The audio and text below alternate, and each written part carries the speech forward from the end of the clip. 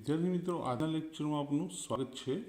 આજનો લેક્ચર છે આપણો ધોરણ 12 કોમર્સ આંકડાશાસ્ત્ર ભાગ 2, જેમાં આજે આપણે સ્વાધ્યાય 3ના સેક્શન Fનો દાખલા નંબર 5 શીખીશું। દાખલા નંબર 5 ખૂબ જ અગત્યનો છે, કારણ કે આવો દાખલો પહેલી વખત આ સ્વાધ્યાયની અંદર આજે હું શીખવાડવા જઈ રહ્યો છું। માહિતી શું આપી છે અહીં? વિદ્યાર્થીની પરીક્ષા લીધી, જેમાં નાપાસ થનાર વિદ્યાર્થી 10% છે, વિશિષ્ટ ગુણવત્તા સાથે પાસ થનારા 15% અને વિશિષ્ટ ગુણવત્તા વગર પાસ થનારા 75% વિદ્યાર્થી છે। ટોટલ 100% થઈ ગયા। પાસ થવા માટે ઓછામાં ઓછા 40% ગુણ જોઈએ, એટલે કે 10% વિદ્યાર્થી નાપાસ થયેલા છે, કે જેમને 40 કરતાં ઓછા માર્ક આવેલા છે। અને વિશિષ્ટ ગુણવત્તા માટે ઓછામાં ઓછા 80% ગુણ જોઈએ। વિશિષ્ટ ગુણવત્તા માટે એટલે કે 15% વિદ્યાર્થીઓ છે જેમને 80%થી વધારે ગુણ મેળવવા પડશે, જેથી તેમને વિશિષ્ટ ગુણવત્તા પ્રાપ્ત થશે। અને આ માહિતી પરથી મધ્યક અને પ્રમાણિત વિચલન શોધવાનું છે। અત્યાર સુધીના બધા દાખલામાં મધ્યક પ્રમાણિત વિચલન આપેલા હતા, અને આ બે શોધી ગયા પછી એક એક્સ્ટ્રા ત્રીજો દાખલો ગણવાનો છે। તો સૌથી પહેલાં તો દાખલોની શરૂઆત કરીએ। દાખલામાં શું કીધું છે? સૌથી પહેલાં કે 40%થી ઓછા ગુણ મેળવનાર વિદ્યાર્થીઓ નપાસ થઈ રહ્યા છે। દાખલા નંબર 5 નંબર 1, નાપાસ થનાર વિદ્યાર્થીઓ 10% છે ને 40 કે તેથી ઓછા ગુણ ધરાવતા વિદ્યાર્થીઓ નાપાસ થાય છે। તો માટે x1 બરાબર આપણે શું લઈશું? 40, અને કેટલા ટકા વિદ્યાર્થી ફેલ થયા છે? 10%। તો આ સંભાવના લઈશું, અને આ જે ગુણ છે ટકાવારી ગુણની, 40% કે તેથી ઓછા ગુણ ધરાવતા ગુણને આપણે x રાખીશું। તો P X less than or equal to x1, કેમ કે તેથી ઓછા છે એટલા માટે, અને x1ની જગ્યાએ આપણે શું લખી દઈશું? 40 લખી દઈશું। હવે આને આપણે શેમાં ફેરવી દઈએ? ઝેડમાં ફેરવી દઈએ। ઝેડમાં ફેરવાની જરૂર નથી, બીજું કે ઝેડમાં ફેરવાશે પણ નહીં, કેમ? કારણ કે દાખલામાં આપણને મધ્યક અને પ્રમાણિત વિચલન આપેલા નથી, પણ આ જે કિંમત છે તેની સંભાવના આપણને આપેલી છે 10%। હવે એને ઝેડમાં લખીએ તો Z less than or equal to Z1 બરાબર 10% એટલે 10/100 થાય। 0 0 ઉડી જાય તો 1/10 એટલે શું થઈ જાય? 0.1। ઝેડની કિંમત શું છે? એટલે કે ક્ષેત્રફળ શું છે આકૃતિનું? 0.1। હવે આ ક્ષેત્રફળને આપણે આકૃતિમાં દર્શાવીએ। પહેલાં દોરીએ એક્સ અક્ષ, એની ઉપર પ્રામાણ્ય વક્ર -ઇન્ફિનિટી +ઇન્ફિનિટી, વચ્ચે વચ આવશે z બરાબર 0। 0.1। હવે નાપાસ થનાર વિદ્યાર્થી ઓછામાં ઓછા અહીંયાથી શરૂઆત થાય, વધુમાં વધુ 0થી 100 સુધીના ગુણ સુધી જશે। તો કેટલી છે? 0.1। હવે 1 લઈ 1000 લખી શકાય ને? હવે 1000 એટલે 5000 કરતાં ઓછા, એટલે ડાબી બાજુ આવશે। તો અહીંયા આપણે Z1, અને આ એરિયા છે જેનું ક્ષેત્રફળ 0.1 છે। Z1 આપણે શોધવાના છે। હંમેશા ડિઝાઇનવાળો પ્રદેશ શોધવો। ડિઝાઇનવાળો પ્રદેશ Z1 કરતાં નાનો, તો Z less than or equal to Z1। ડિઝાઇનવાળો એરિયા શોધવો હોય તો આખા ડાબી બાજુના પ્રદેશમાંથી ખાલી પ્રદેશ બાદ કરી દઈશું। તો આખો ડાબી બાજુનો -ઇન્ફિનિટી લેસ ધેન Z અને less than or equal to 0। Infinity વખતે નીચે ઇક્વલ કરવા નહીં, ઓછા ખાલી પ્રદેશ Z1 થી 0 P Z1 less than or equal to Z અને less than or equal to 0. આની સંભાવના આપેલી છે 0.1000. ઇન્ફિનિટથી 0ની હોય 0.5000. Z1 થી 0 ખબર નથી કારણ કે Z1ની કિંમત જ નથી આપણી પાસે. તો માઇનસ વાળું પર ડાબી બાજુ લાવીએ તો પ્લસ થઈ જાય અને 0.5000 જ્યાં છે તેના ત્યાં, અને આ પ્લસ વાળું પર જમણી બાજુ લઈએ તો માઇનસ થઈ જશે અને જવાબ આવશે 0.4000. હવે આપણે 0.4000 ને 0.4000 Z ટેબલમાં ઉલટી રીતે જોતા તેની નજીકની કિંમત, હવે 0.4000 ને ઉલટી રીતે જોઈએ ને તો 4000ની નજીકમાં નજીક આ બે કિંમત 4000ની નજીક કહેવાશે. આ પહેલાંની અને આ પછીની.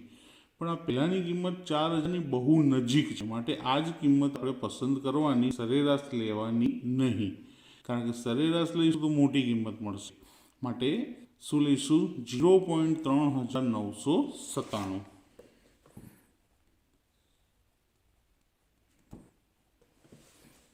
હવે એને અનુરૂપ Z પ્રાપ્તાંક શું છે? તો 0.3997 છે. તો સૌથી પહેલાં તો જોઈ લઈએ 1.2 અને આ તો 0 1 2 3 4 5 6 7 8 એટલે 2 પછી 8 એટલે 28. તો 1.28 થશે, જેને અનુરૂપ Z પ્રાપ્તાંક 1.28 થાય છે. માટે Z1 બરાબર -1.28. કેમ માઇનસ? કેમ કે Z1 એ Z બરાબર 0ની ડાબી બાજુએ હોવાથી. હવે Z1 મળી ગયા તો હવે Z1નું સૂત્ર લખીએ, x1 minus mu upon sigma.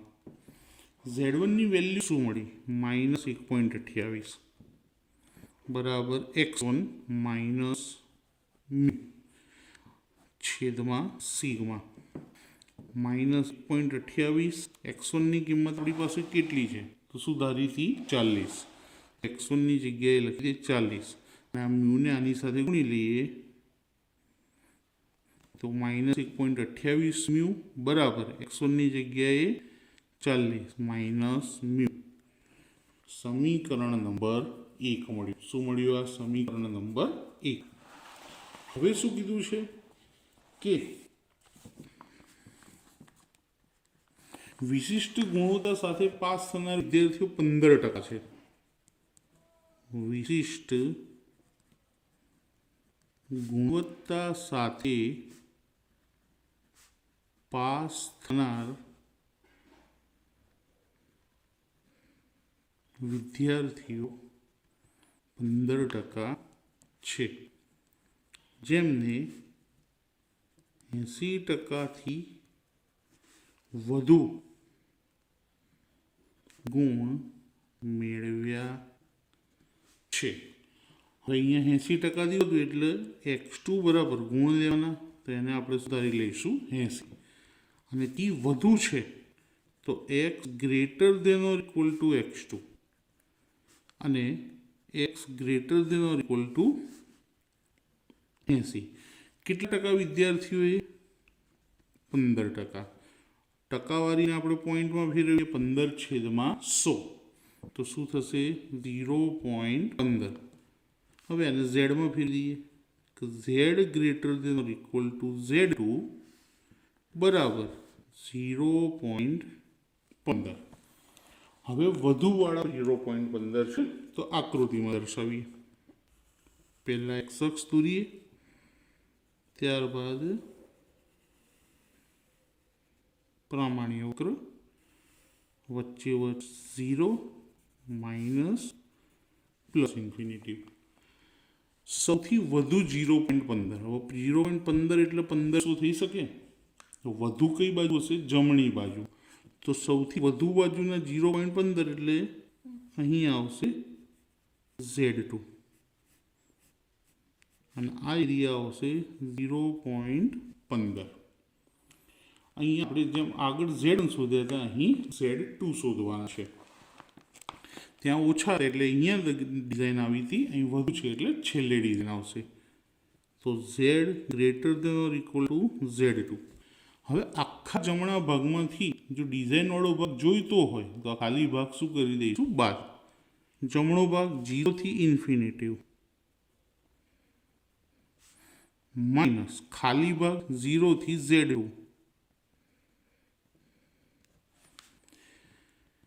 આની કિંમત આપણને ખબર છે 0.1500. આખા જમણા ભાગની 0.5000 અને 0 થી Z2 ની કિંમત ના મેળવી શકીએ કારણ કે Z2 નું મૂલ્ય નથી ખબર. આ માઇનસ વાળું પર ડાબી બાજુ આવે તો પ્લસ થઈ જાય. 0.5000 ત્યાંના ત્યાં 1500 ડાબી બાજુથી જમણી બાજુ જશે તો પ્લસના માઇનસ થઈ જશે. બાદબાકી આવશે 3500. હવે આ 3500 ને આપણે ઝેડ કેવલ જોઈએ તો 3500 ની નજીકની કિંમતો જોઈએ તો જો આ બંને કિંમત 3500 ની વચ્ચે આવશે. આ બંનેની વચ્ચે 3500 મળશે. 3485 અને 3508 આ બંનેની વચ્ચે 3500. તેની સરેરાશ લઈએ. જો 0.3500 ની પહેલાની કિંમત અને 0.3500 ની પછીની કિંમત. હવે 3500 ની પહેલાની કિંમત શું હતી આપણી પાસે? એટલે કે એની સંભાવના અથવા તો શું કહી શકાય? ક્ષેત્રફળ કે 0.3485 અને એના પછીની કિંમત 0.3508 અને એને અનુરૂપ ઝેડ પ્રાપ્તાંક. હવે તમે મિત્રો એનો ઝેડ પ્રાપ્તાંક જોઈ શકો ને જાતે તો 3485 નો થશે 1.03 અને આનો થશે 1.04. હવે સરેરાશ લઈએ કે સરેરાશ કિંમત. સરેરાશ કિંમત માટે બંનેનું ટોટલ કરી અને 2 વડે ભાગી દઈશું. 3485 વત્તા 3508. 3485 વત્તા 3508 અને ભાગ્યા 2 કરીએ તો 3497. અને એને અહીંયા તો ખાલી આ 3ની પાછળ શું લગાડી દેવાના? 5 એટલે સરેરાશ આવી જાય. તો Z2 બરાબર શું આવશે? 1.035. કેમ? તો Z2 એ Z બરાબર 0 ની જમણી બાજુ હોવાથી. હવે Z2 નું સૂત્ર લખીએ. x2 minus mu upon sigma. Z2 1.035. x2 આપણે કેટલા લીધા હતા જોઈ લઈએ. 80 લીધા હતા. તો x2 ની જગ્યાએ લખી દઈએ 80. મ્યુ નથી ખબર, સિગ્મા પણ નથી ખબર. સિગ્મા સામે ગુણી લઈએ. 1.035 સિગ્મા બરાબર 80 માઇનસ મ્યુ. સમીકરણ નંબર 2. આપણે 2 સમીકરણ મળ્યા, આ બીજું અને આ પહેલું. હવે આ બંને સમીકરણને આપણે ઉકેલીશું. તો સમીકરણ 1 અને 2 નો લોપ કરતા આ 10મા ધોરણમાં આપણે શીખ્યા હતા. સમીકરણ 1 લખીએ. માઇનસ 1.28 સિગ્મા બરાબર 40 માઇનસ મ્યુ. અને સમીકરણ 2 1.035 સિગ્મા બરાબર 80 માઇનસ મ્યુ. હવે બંનેમાં મ્યુની કિંમત સરખી છે પણ બંને માઇનસ છે, તો ઉડાડવા હોય તો નિશાની બદલવી પડશે. તો બધાની બદલીએ, પ્લસના માઇનસ અને અહીંયા માઇનસના પ્લસ, તો મ્યુ ઉડી ગયા. 40 પ્લસ 80 માઇનસ, તો 80 40 જાય તો -40. એ જ રીતે અહીંયા બંને માઇનસ છે તો બંનેનું ટોટલ કરવું પડશે કે 1.28 વત્તા 1.035, તો -2.315 સિગ્મા. હવે બંને બાજુ માઇનસ છે તો માઇનસ માઇનસ ઉડી ગયા. સિગ્મા બરાબર 40/2.315 ભાગાકાર કરી દઈએ. 40/2.315 જવાબ મળ્યો 17.28 આપણને. અને ભાગાકાર તમે કેલ્ક્યુલેટરની અંદર કરશો તો ખાસ ધ્યાન રાખજો, 2 આંકડા પછી ત્રીજો આંકડો જોવો જરૂરી છે. તો જવાબ શું આવશે? 17.28 એટલે સિગ્મા મળી ગયા. આ સિગ્માની કિંમત સમીકરણ 1માં કાં તો 2માં મૂકી શકાય, તમને જે ગમતે. તો સમીકરણ 2માં મૂકીએ.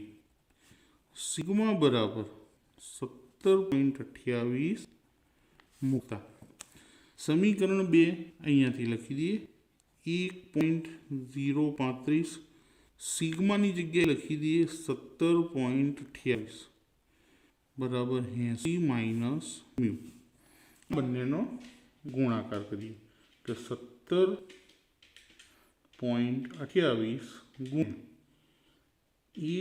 1.035, 17.8848.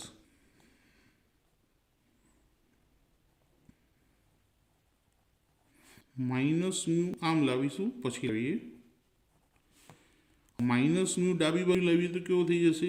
પ્લસ 80 ત્યાંના ત્યાં, અને આ 17.88, બે જ આંકડા લખીએ તો ચાલી જશે. તો જવાબ શું મળશે આપણને? 62.12 બાદબાકી 62.12. તો આપણને બે વેલ્યુ મળી ગઈ, એક સિગ્મા અને બીજી મ્યુ. હવે ત્રીજો સવાલ પૂછ્યો છે એમણે 75%, કેટલા ટકા? 75% રકમમાં જોઈને એક જ મિનિટ મળી કે 75% વિદ્યાર્થીઓના પરિણામ 75% વિદ્યાર્થીઓના પરિણામ કેટલા ટકા ગુણથી ઓછા હશે? હવે થી ઓછા કીધું છે તો x <= x1 કેટલા ટકા આપ્યા છે? 75%. એટલે 75/100 તો 0.75. z <= z1, x ને z માં ફેરવી દીધા, સંભાવના 0.75. ગુણ શોધવાના કીધા છે એટલે x1 શોધવો પડશે. જો ગુણ આપ્યા હોતા તો x1 ની જગ્યાએ લખી દેતા, પણ અહીંયા વિદ્યાર્થીઓની સંખ્યા આપી છે 75%, એટલે x1 લખ્યા નથી. હવે આને આકૃતિમાં દર્શાવીએ.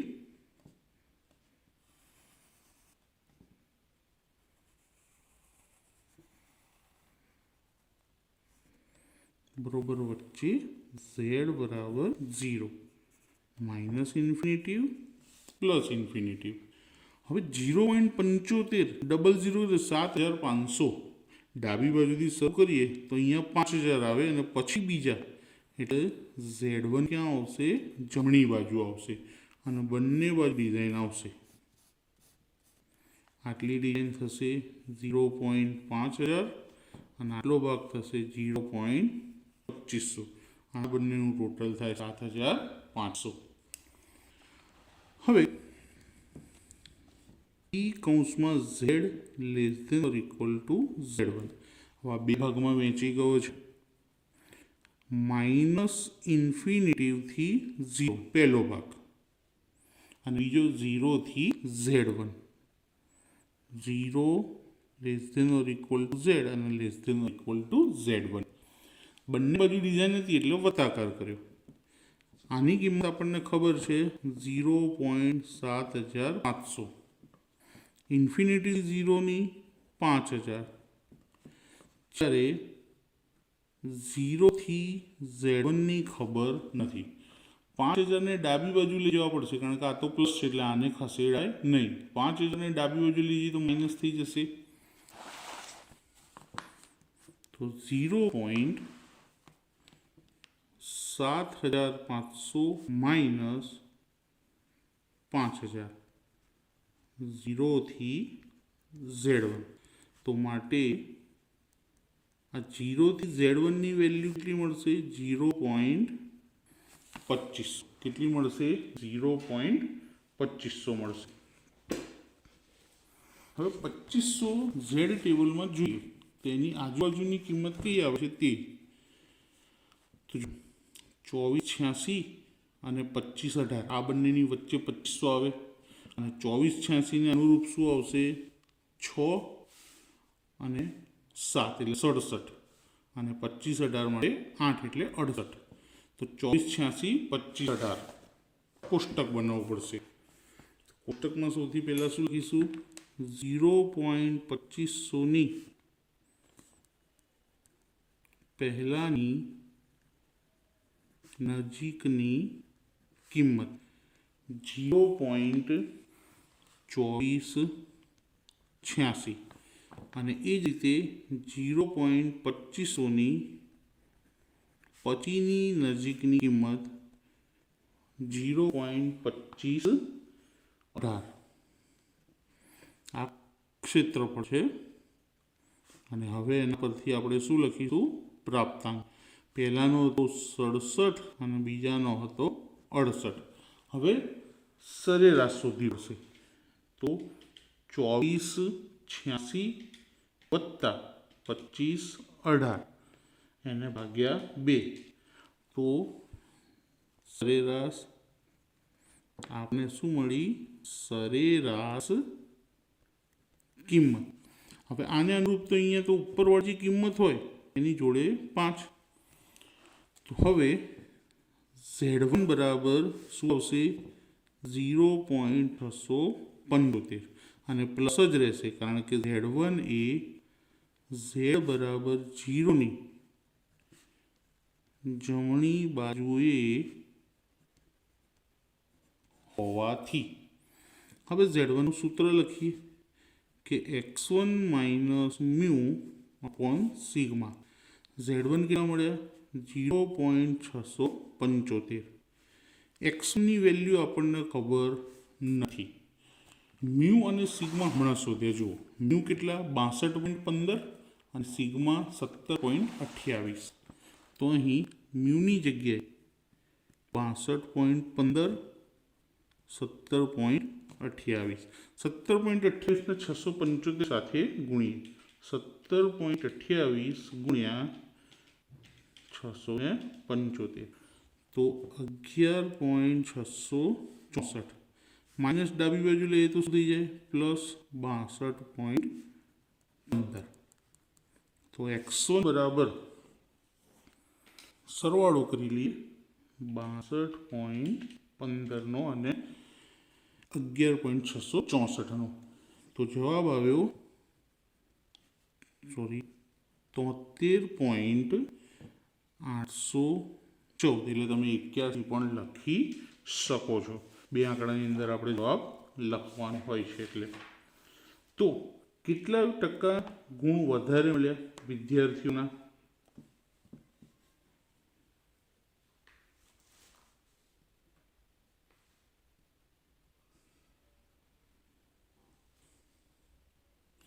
મિત્રો એક અહીંયા આગળ નાનકડી ભૂલ થઈ ગઈ છે. 15ના બદલે 12 આવે છે. 62.12. આની બાદબાકી પ્રિન્ટિંગ મિસ્ટેકથી જરા 15 લખી ગયા હતા 12ના બદલે. તો અહીંયા આગળ પણ જરા સુધારવી પડશે. 15ના બદલે 12 કરી દઈશું. તો અહીંયા પણ 12. તો સરવાળો ફરી એક વાર જોઈ લઈએ. 11.664 વત્તા 62.12 તો 73.78 તો આસાનીથી આપણે એવું કહી શકીએ કે 75% વિદ્યાર્થીઓનું પરિણામ આટલા ગુણથી ઓછું છે. આન્સર લખી દઈએ તો 75% વિદ્યાર્થીઓનું પરિણામ 73.78% ગુણથી ઓછું હશે. દાખલો શીખવામાં થોડોક ટફ છે, એટલા માટે વિડીયોને 2-3 વખત ધ્યાનથી જોજો અને સંપૂર્ણપણે 2 વાર દાખલો ગણી લેજો, નહીંતર ખબર પડશે નહીં.